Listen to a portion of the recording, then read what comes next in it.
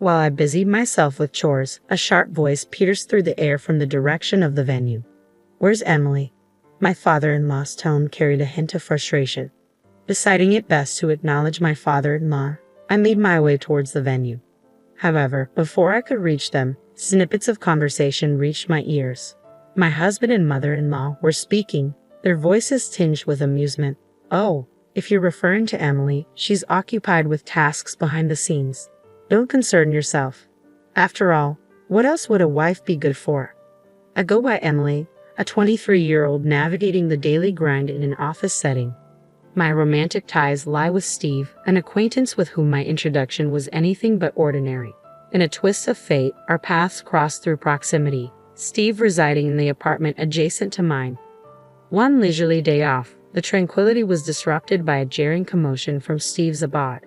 Did that sound like a collision against the wall? I pondered, mindful of my own modest noise level, with the television murmuring softly in the background. Unease crept in as my thoughts veered towards scenarios of mishap or distress. Compelled by concern, I tentatively nudged the doorbell of Steve's dwelling, met initially with silence. Undeterred, I persisted, the bell chime echoing through the hallway. A faint voice answered from within. "Who's there? Are you all right?" Summoning courage, I responded, and in due time, the door creaked open, revealing Steve on the other side. As the door swung open, a man teetered on the threshold, his demeanor suggesting imminent collapse. "Are you all right?" I inquired, concern knitting my brows as he leaned heavily against the doorframe. A bewildered expression etched across his face. "I'm famished. Can you believe it? I haven't had a morsel in days," he murmured, his voice tinged with exhaustion. "What?"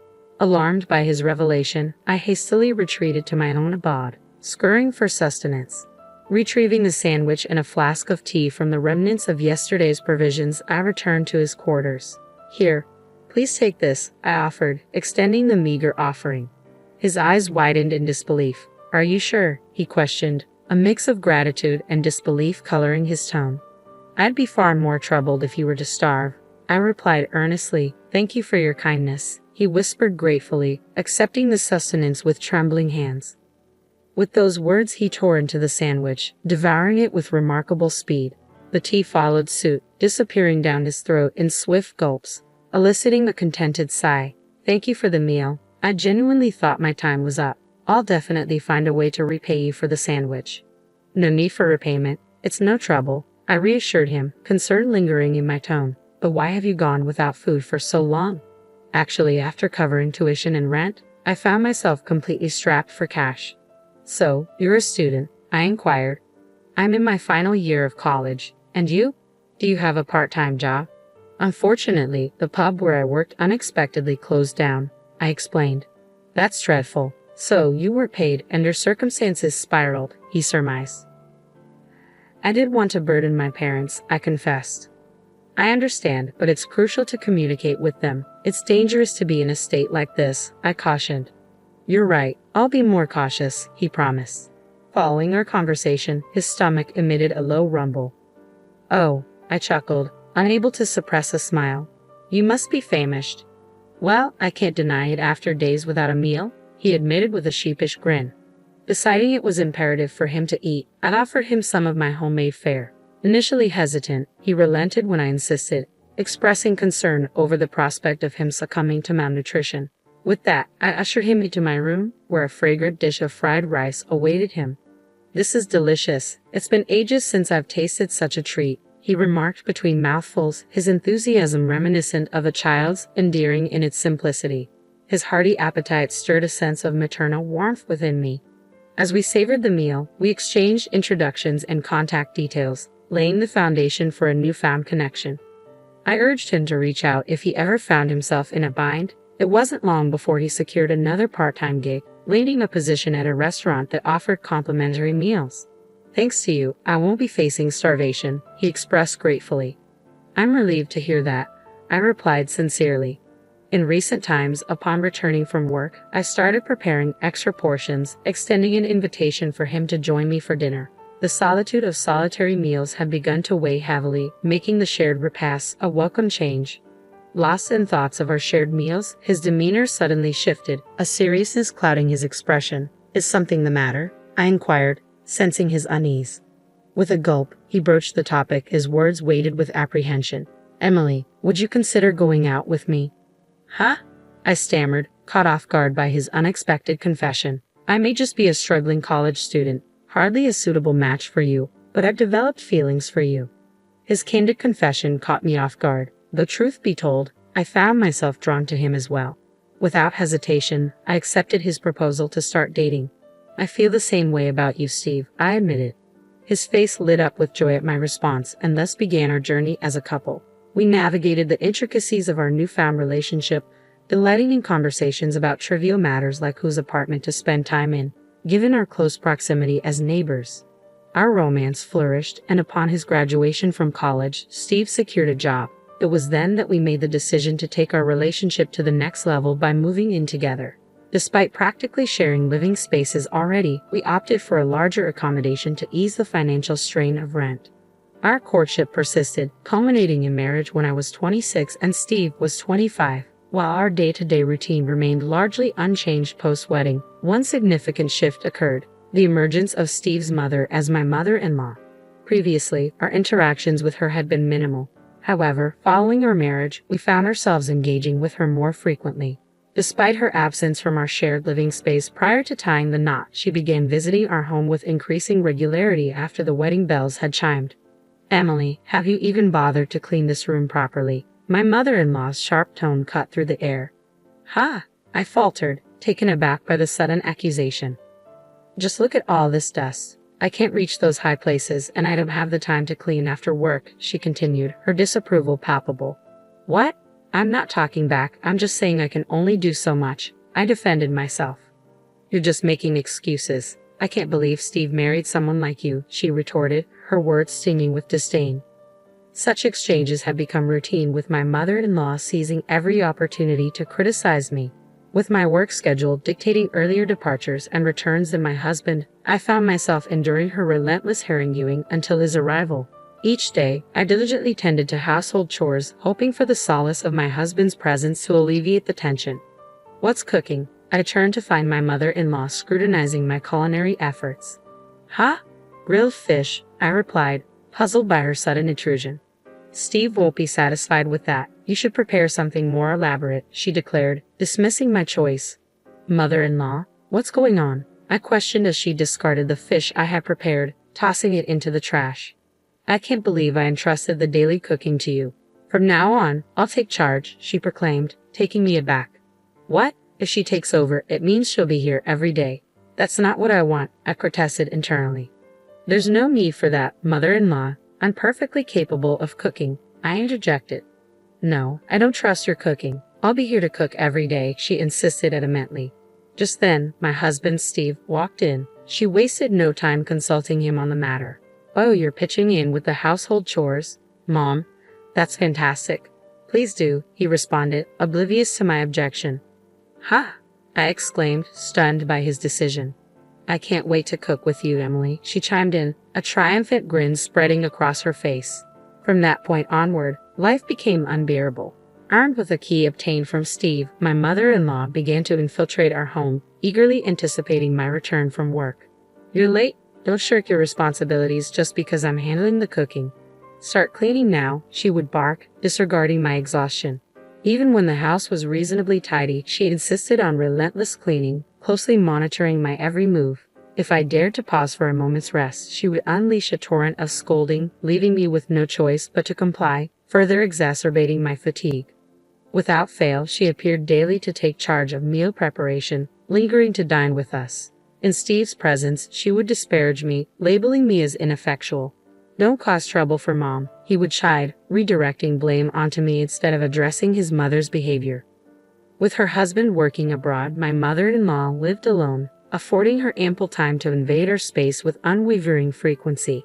She began applying pressure for us to start a family. There's nothing more rewarding than parenthood. Hurry up and give me a grandchild or two, she urged persistently. Even if we wanted to, it's not something we can rush. It takes time, I countered, attempting to reason with her. Young people nowadays always have excuses. I had Steve right after I got married, she retorted, dismissing my explanation. Ha! Maybe it's because you were a homemaker. That's why, I suggested. What? She exclaimed, taken aback by my response. I mean, your circumstances were different. You had the luxury of being a full-time housewife, I clarified. What kind of logic is that? She scoffed. If you're able to fully support your husband's career, you'll have more time to focus on starting a family. But with your demanding job, it's understandable that you're exhausted, she continued, her words cutting. How can you say that? That's incredibly insensitive. I don't think it's that simple, I protested. Enough. Just stop, she snapped, cutting me off abruptly. If you don't conceive soon, we'll find another wife, my mother-in-law declared bluntly. Another wife? I echoed in disbelief. Of course. A woman who can't bear children holds no value, she asserted callously. In this day and age, it's inappropriate to make such discriminatory remarks, I countered, shaking my head at her archaic views. You always have to argue, don't you? I'll be sure to tell Steve, she retorted, her face flushed with anger. Ironically, it seemed she was the one who couldn't refrain from arguing. When Steve returned home, his mother wasted no time recounting the incident. Emily, did you argue with my mom? What were you thinking? He demanded, his voice tinged with frustration. It's probably your fault that we can't have children, he accused, directing his anger towards me. What? Are you saying that too? There's no way it's my fault. What nonsense, I retorted, frustration simmering beneath the surface. My patience wore thin as my husband once again took his mother's side. Contemplating the possibility of divorce, I couldn't shake the feeling of being constantly undermined. However, amidst these tumultuous thoughts, tragedy struck with the passing of my husband's grandmother, who had been hospitalized. As preparations for the funeral commenced, I found myself torn. Despite contemplating divorce, attending the funeral was an obligation I couldn't ignore. Yet to my dismay, both my husband and his mother insisted that I stay out of sight. Don't come here, just stay in the back and handle the chores, they directed me. Feeling marginalized and disregarded, I resigned myself to the menial tasks of preparing tea and tending to household chores in the background. Amidst the somber atmosphere of the funeral, I resolved to leave my husband once the ordeal was over. As I went about my chores, the sound of raised voices echoed from the gathering area. Why isn't Emily here? My father-in-law's voice cut through the air, signaling his return from an overseas trip. It made sense for him to be present, given the occasion, his mother's funeral. Feeling obligated to acknowledge him, I decided to make my way to the venue. However, as I approached, I overheard my husband and mother-in-law exchanging disdainful remarks with smirks plastered on their faces. It's clear she's not part of the family. We've relegated that woman to menial tasks in the back, they sneered, not even bothering to lower their voices in front of my father-in-law. Their audacity astonished me. Their behavior remained unchanged despite the circumstances. In the next moment, my father-in-law's enraged voice thundered, punctuating the tense atmosphere. Are you kidding me? What do you think a wife is for? My father-in-law's sudden outburst left my husband and mother-in-law visibly taken aback. What's gotten into you? My husband stammered, clearly surprised by his father's reaction. Yeah, you really caught us off guard, my mother-in-law chimed in, her tone tinged with disbelief. I'm appalled by your mindset. I need to speak with Emily, my father-in-law declared, his voice firm with resolve. Upon hearing his words, I made my way to where they were gathered. Father-in-law, it's been a while, I greeted him politely. Yes, indeed, he replied. As I entered, I couldn't help but notice the disdainful glares from my mother-in-law and husband. Emily, could it be that you've been enduring this treatment from my son and wife? My father-in-law inquired, his expression grave. Yes, she's been coming to our home almost every day to criticize me, and Steve has been joining in to blame me, I confess, feeling a weight lift off my shoulders as I spoke the truth. As I spoke, my father-in-law's gaze turned stern as he directed his ire towards his wife and son. You two are despicable. Have you no shame? He chastised them. What's happening? My husband interjected, his confusion palpable. However, his father disregarded him, focusing his attention on me. You two are truly beyond redemption, he lamented, shaking his head in disappointment. Turning to me, my father-in-law posed a question. Emily, what do you think? Do you wish to continue your marriage with my son? Dad, what are you saying? My husband protested, his voice tinged with panic. Ignoring his outbursts, I met my father-in-law's gaze and spoke firmly. I want a divorce. Emily, are you serious? My husband's voice wavered with disbelief. Your mother made it clear that if I couldn't bear a child, I should be replaced, I explained, my words heavy with resignation. "Wait a minute, Emily. What are you saying?" he pleaded, desperation creeping into his tone. "I refuse to stay with a mother-in-law who spouts such cruel sentiments, and I'm tired of a husband who sides with her instead of standing up for me," I declared, my resolve unwavering. "So, I've made up my mind. I want a divorce."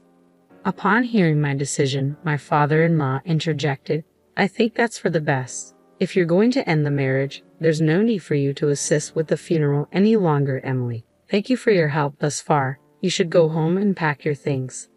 "Thank you. I appreciate your understanding, father-in-law," I replied gratefully before exiting the venue.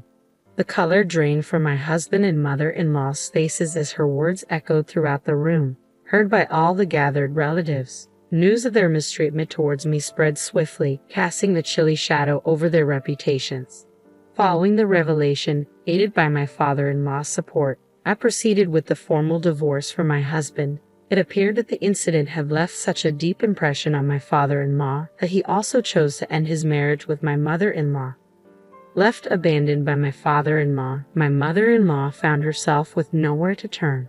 Desperate, she sought refuge at my ex-husband's doorstep. However, thus far, I've been shouldering the majority of the living expenses. If my ex-husband and mother-in-law continue their spending habits on food and other miscellaneous items as they always have, their finances will undoubtedly dwindle. Considering my ex-husband's lack of savings, rumors suggest they're struggling to make ends meet. But frankly, it's no longer my concern, so I'm not overly bothered by their financial woes. Meanwhile, I've settled into my own single-person apartment and am relishing the freedom of my solitary life. I recently adopted a cat, so I don't foresee dating being a priority for me anytime soon.